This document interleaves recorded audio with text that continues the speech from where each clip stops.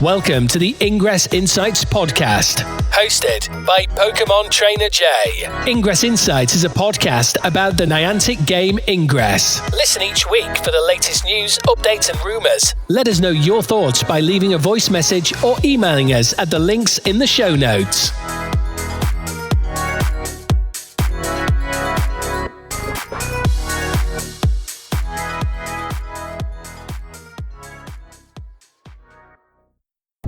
Additional intel available. Hello agents and welcome to episode 104 of the Ingress Insights podcast. In this week's episode we'll be going over the play boxes we've got for the plus Delta Anomaly, as well as the new badges been added and what the Q4 Anomaly is called, as well as various comments made by the Ingress team on Reddit and Blue Sky that are worth looking into a little bit more, and then seeing what's happening in August as well, because by the time the next podcast comes out it will be in August. Before I get into the general news and the anomaly news, I just wanted to share my progress at the moment in the game. So I'm level 14 on my second recursion, as you might remember. I'm on 6.270350 AP. I need 7 million to get to level 50, and then obviously go to level 16 and recurse again. It shouldn't take me too long to do. I expect to be done way before the end of the year, because we're in July now. And of course, we have the extra AP coming up for level 8 weeks that I'll discuss further. So, I say that's my progress at the moment. Obviously, I don't need any extra badges because I've been through this already twice before. But I'm now in the 6 million region of AP and just need to get to 7 million. So, another, less than 800,000 shouldn't take me too long. So, I should get there maybe this month, but probably more likely August, and then start moving it towards level 16. And that's my progress. If you want to share yours, please do that in the comments on Spotify, YouTube, or wherever. You can always email into. But I'll now get into the plus Delta news for the Anomaly series. What's up? This is Smooth Guy O, and you listen to the Ingress Insight podcast. As you'll hopefully be aware, we do have 2 campaigns running at the moment for the plus Delta Anomaly series that can be done from anywhere in the world. There's the plus Delta bounty op that's going on, where you're completing daily bounties and plus Delta tokens. At the moment, I can see the score for that is 49.1% to Enlightened, 50.9% to Resistance. This just, as I said, involves going around and completing your daily bounties. So the first level of that being 50 and the final level being 250.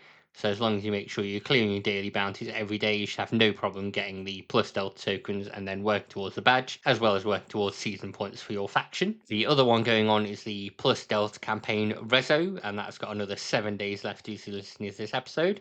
And I can see the score for that is 49.7% to Enlightened versus 50.3% to Resistance. So again, quite close on there. And for that, it's a case of earning the plus Delta Rezo Op points that I covered in the previous episode, and then deploying Resonators and destroying Resonators, as well as making fields. You can do this one a few times, so every time you redo the assignment, the difficulty goes up 25%. So it ends that the 5th run, which is the last one that you can do, it basically doubles the originals that are going on. So you have to then earn 1,000 plus Delta Rezo points instead of the initial one, and earning basically lots of extra points, deploying lots of Resonators. One of the main ones is creating 80 fields, and the first time around it was creating 40 fields. So it's basically everything doubled up. So it's a lot, especially if you don't live in an area where you can destroy Resonators from the enemy, you can't make fields for whatever reason.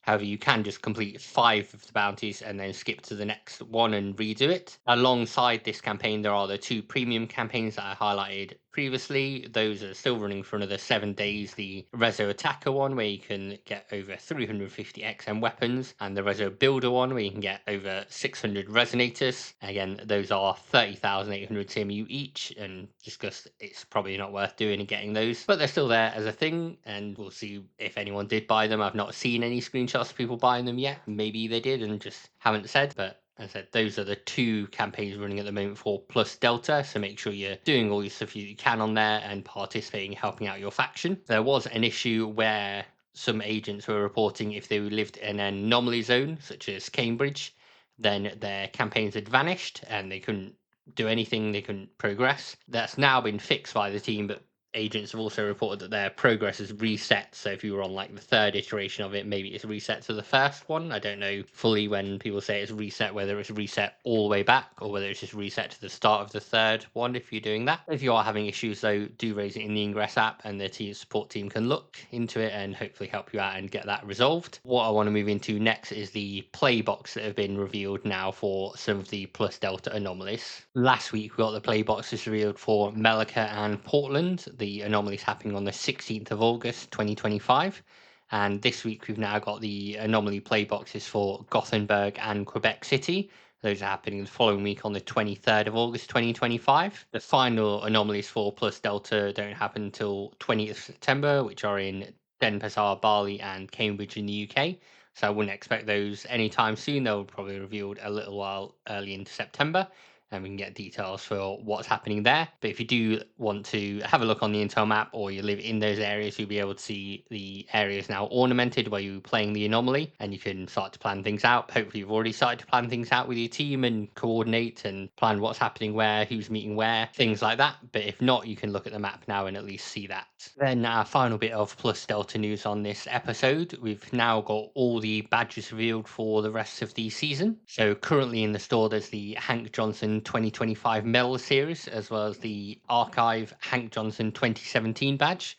Those are all 30,800 CMU. Everything on this list I'm going to say is 30,800 CMU unless I say otherwise. You've got, as I said at the minute, the Hank Johnson badges in the store. So the regular Hank Johnson 2025 bundle comes with the like yellow and pinkish two-face badge that we've seen in previous designs. And that's again 30,800 CMU. Comes with 5 kinetic capsules, 2 portal fracas, and the badge. Then there's the Hank Johnson Core 2025 bundle, which is the Core 2025 medal. Similar to the whole two-face thing, it's this one's just orangey yellow and red, so it's not quite the same yellow as the yellow and pink. And again, this comes with the badge, 5 kinetic capsules, and 2 portal fracas. And then finally, there's the Elite Hank Johnson 2025 medal. And that again comes with the badge, 5 kinetic capsules, and 2 portal fracas. And this one is a lighter shade of yellow for the main face than the previous two, kind of turning into a greyish silver face. So they're all kind of like that. And again, if you've not picked up, there's the Hank Johnson 2017 medal. Again, coming with the just regular Hank Johnson 2017 medal, no like special two-facing there. It's the 2017 designs. And that comes with 5 kinetic capsules and 2 portal fracas. As I mentioned, we also had the other medals revealed.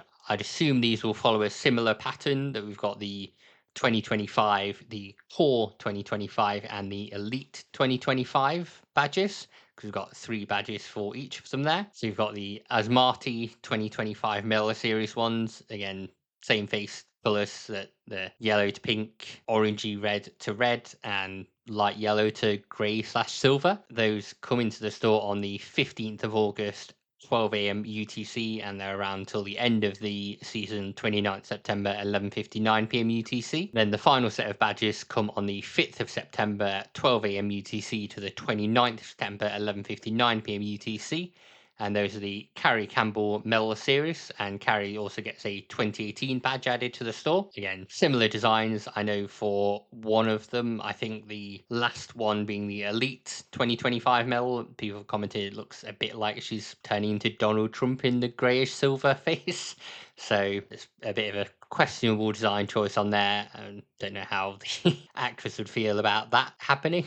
As Marty doesn't come with any extra ones from previous years, I don't think they've been about in previous years, so that would explain why. But once added to the store, they are all available until 29th September, 11:59 p.m. UTC, so you can pick them up whenever you want, as long as you do it before then. As I mentioned at the start of this segment, that's the last bit of the Plus Delta news, but we do have the name for the upcoming Q4 anomalies that's been shared with the points of contact, so I'll go through that next. The upcoming Q4 anomaly series name hasn't been officially announced, but it's been shared in various chats now that it's been shared with the points of contact for this event, that it is called Plus Beta.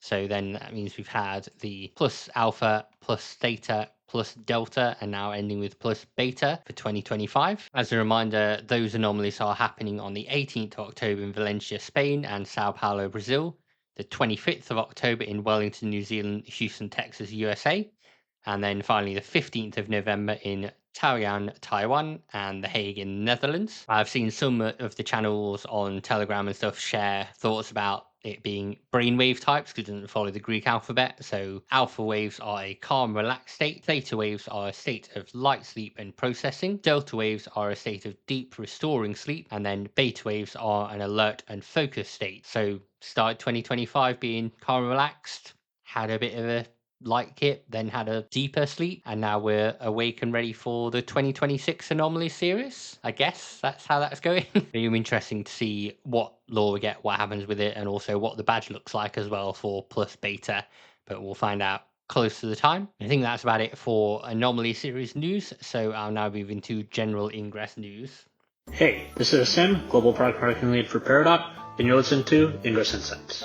Before getting into any official Ingress news and posts, things like that, there's a few social media comments from the Ingress team and Brian Rose that I want to pick up on and discuss. So first of all, on the Ingress subreddit are Ingress, a user called Temporary Treat 7034. Put up a post saying Ingress is dying and Niantic seem proud of it. They said, seriously, how long are we going to pretend everything's fine? The game is abandoned, the player base is vanishing, and Niantic seem more concerned pushing meaningless event badges than fixing anything that actually matters. Machina has become a digital plague. Instead of adding strategy or refreshing game, it just clutters the map and discourages what few players are left. Active areas, always in the same spots. If you don't live near one of these blessed zones, tough luck. You're stuck in a portal graveyard waiting for something to happen. Spoiler, it won't. The gameplay is stagnant, no meaningful updates in ages. And on top of that, there have been reports of tracking and location leaks met with complete silence. Personal security should be a priority, but apparently it's not even on their radar. The question that keeps running through our mind, did Niantic abandon Ingress on purpose, or are they just that incompetent? Because honestly, at this point, it feels like sabotage. A game with so much potential being slowly destroyed by pure negligence. I wish they'd just actually listen. I wish we could see Ingress become what it used to be. But the way things are going, it's getting harder and harder to defend this game. Anyone else feeling this way, or is it just me getting fed up? A lot of responses came in on this post that were differing opinions. Some people saying they agreed, some people saying they disagreed, found things fun, found they had active areas as mentioned. Brian Rose, the game director of Ingress, also commented. It was quite a long comment, but I'm going to read it through on there as well. So Brian said, TLDR, I'm going to start becoming more active on social to answer players' questions and try to highlight the cool things players around the world are doing today in Ingress. I was on our Ingress team when we launched our Android closed beta on November 15th, 2012, and I recall reading a few doom and gloom posts even 12 years ago. There were other more interesting posts with fan art and sit reps and meetup photos, which I still see and enjoy today. But these posts about how fun and worthwhile Ingress is today in 2025 can be harder for new players to find when the kind of posts that get more reach, visibility, and engagement are the ones with hotter takes and more extreme emotions. Ingress is like a cell from the anger machine because I know firsthand that people can make real friends in the real world by being an agent connected to their local communities. The way people talk to each other online versus face to face is different. I want players to understand how much our Ingress team cares about Ingress, our player community, and our connection with each of you. Players don't know what we're working on and why we're working on those things. I'm going to try and address that by being more active on social. We're still in the long process of moving Ingress to a new startup, Niantic Spatial, and setting things back up. Yesterday, I was finally able to get new team members to work on mission reviews so we can get new and edited missions published. But if we say nothing, then even though this subreddit's RSS feed is piped directly into our team Slack, and we all really do read everything, people won't know that we're listening and acting on their feedback. Players want to know that they're not just shouting into the ether, that they were heard, that they matter, and that we're doing something, or we explain why we aren't. And that frustration turns into post the algorithm likes, and that keeps the anger machine gears turning. I'm going to try and make more people see how much we give a damn and that our Ingress team truly loves what we do. And I think one way to start that is by me spending more time talking to players and being more active online talking with you all. I'll collect a first batch of frequently asked questions that I get and we'll post answers to our new Blue Sky account. I started spending more time there because it's a decentralized open network where I control our profile and can curate what posts to highlight on our profile. It's publicly viewable without an account, index in searches, and then Brian provides a link to it on there. I provided a link to it in the last episode, but if you just search for Ingress on Blue Sky, it will come up. The Ingress Insights podcast account will come up as well, so you can always follow that. Obviously, there were comments back to this as well to say about having a community manager, people talking about Andrew Krug, who previously did the role and a lot of heavy lifting there as community manager, doing an AMA every month. And then obviously about Thea being a community specialist and we don't have anymore. I did obviously offer Brian that he could come on the podcast and talk about all the questions, go through everything on there, but I'll have to wait and see if I get a response from him on that. There's a few other Blue Sky comments that I'm going to bring up next. First one is about missions. The first Blue Sky comment, which I think I've forgotten to get a link to, but I'll just mention here because I've copied it across. This was about missions. So the Ingress team replied to an agent saying the per player mission limit is for a technical reason and not a design choice. We notice it with the mission day accounts that the tool breaks when there are a lot of missions. Fixing the tool is on our to-do list, but we do have a long list. It's why there are multiple mission day accounts now. So if agents are hoping for mission counts to increase, that you can add on the mission creator, maybe it's going to happen at some point. But it's on the to-do list, as I say, and they've got quite a long list. So who knows how far down the list it is and whether it will be prioritized. But they know about it at least, so that's a good thing. The second comment on Blue Sky I want to highlight is one agent was saying about purchasing things in the store. So they wrote in Japanese. I'm just using a translator, so it might not be correct. I bought it somehow at 31173 on the 40 million plus core. I am a subscriber, so I have 3. It's good to give some money, but I can't think of a little more. Also, I think it's good to be able to buy on the web store without using Google/Apple payment platform. Pikmin Bloom and Monster Hunter, so I don't think they're going to know that. I'm guessing they're saying that Pikmin Bloom, Monster Hunter Now, Pokemon Go, even Jurassic World Alive have web stores, so they don't have to pay the extra to Google and Apple. After the whole epic court case that everything went through on there regarding Fortnite, they now have to offer a choice where they can purchase things in other locations. So the Ingress team replied to them and said, that's an interesting idea. We could run a quick experiment to buy CMU on web and see how many agents use that versus Google or App Store purchases. If it makes sense, then we can spend more time to make a full web store like other games. Then they replied to a user, InvestigateXM, who said, oh yes, please. I assume the fees for you guys will be lower than 30% Apple/Google takes. So if you incentivize purchase on the web with a few more CMU or a few extra items thrown in compared to the app, it sounds like a win-win. Ingress then came back and said, as a quick experiment, what would you want as a $20 USD option? On Google Play and App Store, that's a 32,000 CMU item. A few agents I saw suggested 35,000 would be a good replacement for the 32,000 if it was on web. I made a quick image of all my suggestions. So for mine, instead of the 2,500, I said 2,750. 7,000 becomes 7,500. 15,000 becomes 16,000. Again, 32,000, 35,000.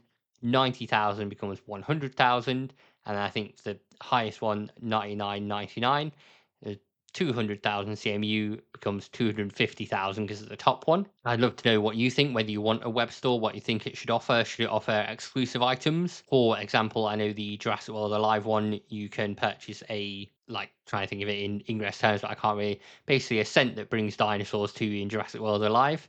And that you get for free every week when you check the store and just log in. You don't even have to purchase anything else. I've seen some other web stores where they offer extras, so you could buy like a ticket, so I guess the Delta Premium ticket, but then you get a load of extras for basically the same price. So it encourages you to buy it on their web store and go through that. So then again, Ingress would make more money, they don't have to pay the fees, and agents would be able to get extra things if purchasing in that way. So I've said before in previous episodes, back when everything was under Niantic, like Pokemon Go and everything, that I thought was weird that Ingress didn't have a web store and that I think it could benefit from one. It sounds like it's pretty easy to set up a quick experiment to let agents do that.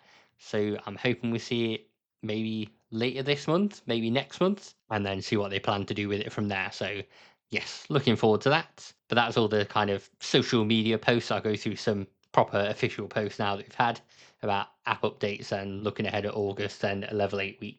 On the 22nd of July, we got an update to the Ingress app. It's only a really brief one. There's a one-line bit of text about bug fixes. So we're now on 2.71.1. And this notes that it fixes event support for upcoming campaigns. Obviously, this may have caused the issues with the vanishing campaigns in the previous thing that I mentioned, but it's all a very brief update and that's all it adds. But do make sure your app is updated so that you're ready for any upcoming campaigns. I also want to look over August because this is the last podcast in July. So on the 1st of August, we've got the level 8 week starting at 5 p.m. UTC, and that lasts until the 11th of August, 5 p.m. UTC. I'll cover that in a little more detail after this overview. Then we've got the 2nd of August is first Saturday, and for that you've got to register through Fev Games, see what's in your area. The 10th of August brings us second Sunday, and that takes place from 12 a.m. to 11:59 p.m. local time. Again, you just got to complete one set thing from the second Sunday campaign to increase your second Sunday medal by 1 count. So that can be scans, machina reclaims, missions, and all-time unique portal visits. Just doing one of those and then claiming it will get you a tick on your second Sunday medal. Then we have the first of 2 anomalies this month. So we've got one in Malacca City in Malaysia and Portland, Oregon in the USA. Those are on the 16th of August. 23rd of August, the next weekend, brings us the ones in Gothenburg in Sweden and Quebec City in Canada. And then finally on the 30th of August, it's the 14th September, we've got the next Plus Delta Global campaign, which is Field. For that, there are three premium campaigns that you can buy. So you'll be able to find out what's in those a bit closer to the time. As I mentioned, there is Level 8 Week, and we got a dedicated post about that on the 24th of July. Said Level 8 Week 2025 incoming. Agents, the NIA confirms that from Friday the 1st of August, 5 p.m. UTC to Monday 11th of August, 5 p.m. UTC, the Ingress scanner is expected to exhibit the following behaviors. Prepare for intensified operations. So all actions will yield double AP, regardless of whether you've got an Apex on or not. The Apex now boosts AP gain to triple, so 3 times from double. So therefore, during an Apex, during level 8 week, will award 6 times AP. So that will be very nice. You're able to deploy 2 level 8 resonators, which will help you get those plus delta reso op points. And also able to deploy 2 lots of portal mods. So you can deploy 4 portal mods. You can normally only deploy 2. The drone cooldown time will reduce to 8 minutes. It's usually an hour. Each successful glyph will award 80 AP, and the overclock glyph hack duration period is extended to 80 seconds. You get more time to do that. There's also experimental weapon tuning. When we've seen this in previous event, it means that holding down to fire an XMP can go up to 30% extra damage, whereas usually it's 20%. Whether it'll be the same thing this time for level 8 week in 2025, we don't know yet. Then finally, for level 8 week, the in-game store's got the commemorative patches reauthorized.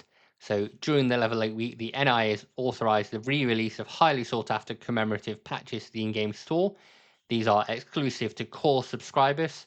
This is the Enlightened level 8 day patch, the Resistance level 8 day patch, and the Machina level 8 day patch, which was added last year. As I said, you can only get those with core. I think previously they were 2,500 CMU, but I don't know whether they'll be the same this time around, whether they'll chuck them in a bundle and increase the price a bit. But that's all we've got for August, and that's all we've got for general Ingress news. I just want to talk a little bit about Recon in the next bit, so I'll go into that now.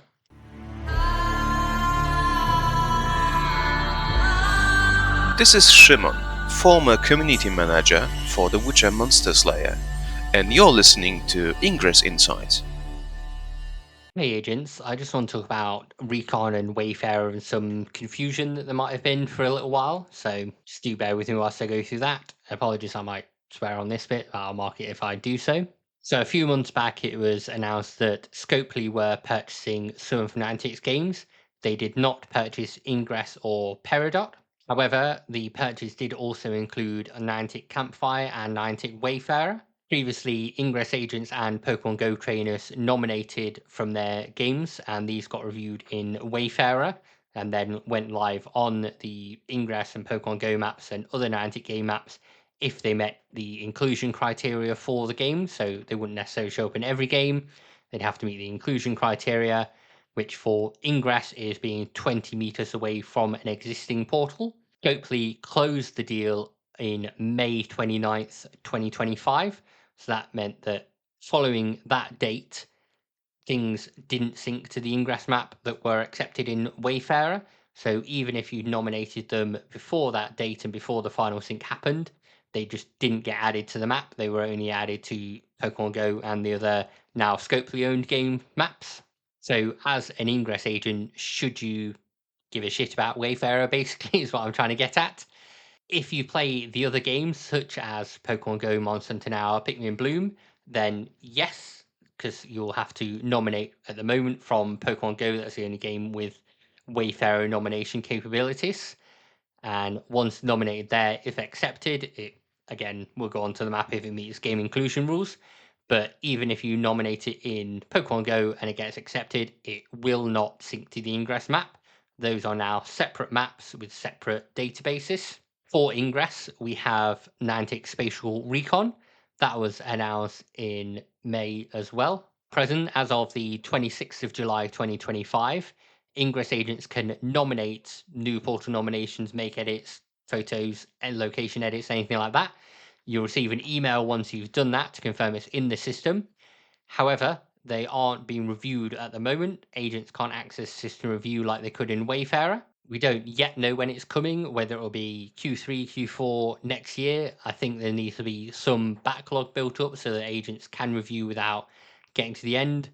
Whether we'll get things like OPR Live or Recon challenges, things like that, who knows whether they'll happen. The Ingress team is a lot smaller than the Pokemon Go and presumably Wayfarer team. If you visit the Recon site, at the moment it just says, "Stand by, Scout, your mission will begin soon." There are some help pages for Recon, which are mostly copied from the Wayfarer side, just with some details changed. I noticed there's two glaring differences on there so far. So there's no mention of a Recon community forum like we have for a Wayfarer community forum. So I don't know what the plan is and where you go. If there's issues with it, things you need to appeal, whether appeals are even going to be a thing. There's also no mention of upgrades. So within Wayfarer, when you review a certain amount and reach a certain amount of agreements, you get an upgrade, which you can use to then push your nomination to be reviewed a bit quicker through the system. It goes out to a wider net of reviewers. That's not mentioned, as I said, on Recon. So whether it's planned to have or whether it'll just be everything going through as normal. I know in previous times when I was using OPR, which came before Wayfarer, it took ages. Reporters in London took like 2 years for portal nominations to get through. Hopefully we don't go back to that, but I can't think it's going to be as quick a turnaround as the Wayfarer system has been for Pokemon Go recently. There's just a larger volume of people reviewing. So in summary, if you only care about Ingress, just don't submit on Wayfarer and Pokemon Go. That doesn't matter to you now.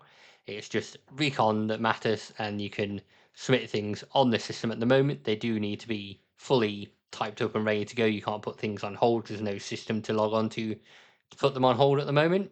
As I said, it may change, but if you only do Ingress, it's just probably best to consider Wayfarer is dead to you for now. That's all. I just want to cover Wayfarer a little bit, but if you've got any questions on Wayfarer or Recon, anything like that, I may be able to answer. Let me know, leave a comment, and see what I can find out. I can dig around in the Recon help section, see if I've missed anything on there.